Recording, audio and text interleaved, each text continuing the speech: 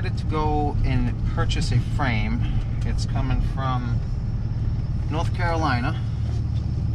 So we are on our way there now. We've actually been on our way for about an hour and a half, and I'm only like 10 minutes away from my house because I tried to find... In 10 miles, it's like turn right onto it's like a block off cap thing. It's to block off the fuel rail, like if you get a broken injector line. I wanted to bring one with me, so if I break an injector line, I could just take the line off and put that little block off cap on there and at least be able to drive someplace, if not continue on. So I looked for that for about an hour, and I had 2 of them, and they both just totally disappeared, and I have no idea where they are. So finally I gave up on that, and I managed to find my old injector lines from... I think the battery died. It's a red flashing light. The screen just goes dark. Oh, sorry. Yeah.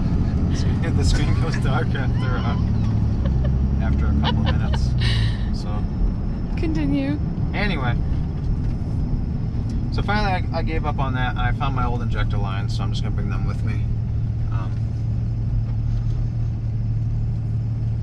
So we started driving, and my brake control was saying SC for, I'm guessing, short circuit. So we pulled over, and I figured obviously I got a problem with one of the brand new brakes I put on there. So I started cutting the lines or the wires to each brake, and wouldn't you know it, it was the very last brake that was the problem. I pinched the wires between the axle flange and the backing plate, and it was shorting out there, so I had to finish connecting all the other wires. So now we are on the road again. It should be amazing. It'll be about a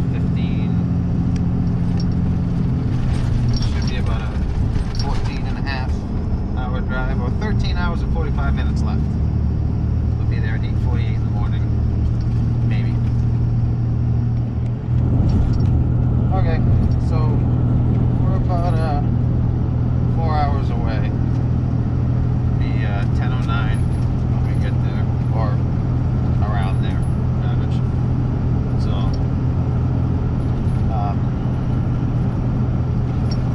I retorqued my wheels on the trailer at about, there's probably about 450 miles that we went, and I checked them all, and they were all, I mean, they were a little bit warm. They weren't hot or anything, or anything out of the ordinary, so that was always good. Brakes have been working since I fixed my mistake. I've been listening to the rocka of a toolbox all night long coming through New York on those awesome roads. And yeah, so that's kind of where we are now.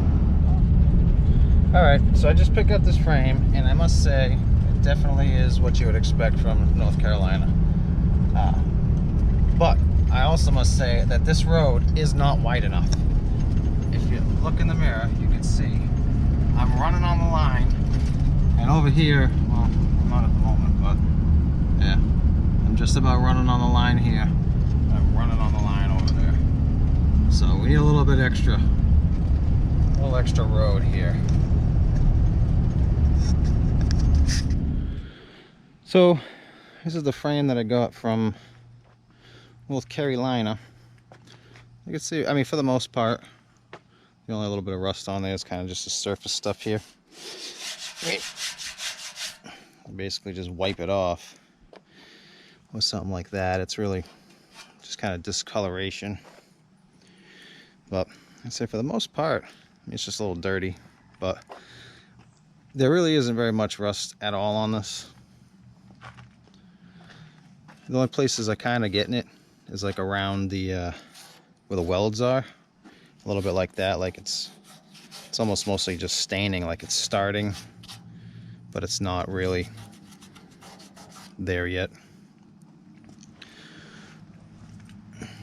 So for the most part, I say there really ain't much on here. So what I'm going to do is I'm going to sandblast like stuff like this to get this off. And like right here, basically it's going to be more like concentrated around just like where the welds are, where the welds are starting to rust here and stuff like that. I just want to clean it up while I have the chance. I'll see how easy it comes off. I mean, I might just do small spots like where it's rusting here and then kind of scuff it up and sand it there.